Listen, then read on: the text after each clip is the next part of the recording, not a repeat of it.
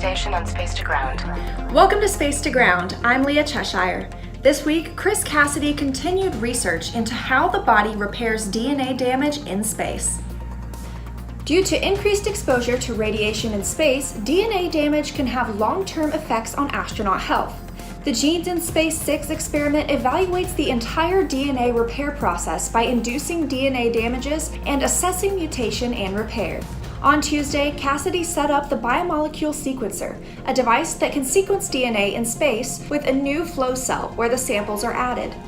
Understanding how DNA damage and repairs occur in microgravity can contribute to procedures to protect astronauts not only on the space station, but also on future missions to the Moon or Mars.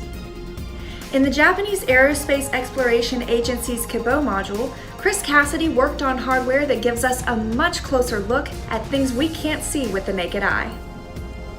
Cassidy performed lens collection for the confocal space microscopy setup and closeout, removing the lenses from the aquatic habitat in Kibo and reinstalling them to the microscope setup in the Japanese experiment module, helping maintain the microscope itself.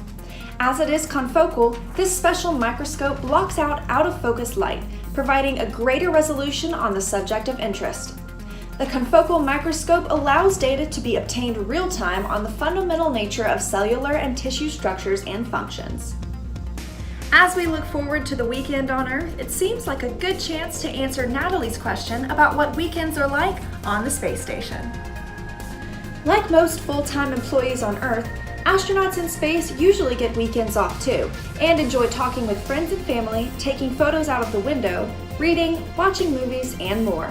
However, there are a couple of tasks still on their schedules. Astronauts are still required to work out for about 2 hours each day, and they also take some time to tidy up their home in low Earth orbit. Keep sending in your questions using the hashtag AskNASA. We'll see you next week.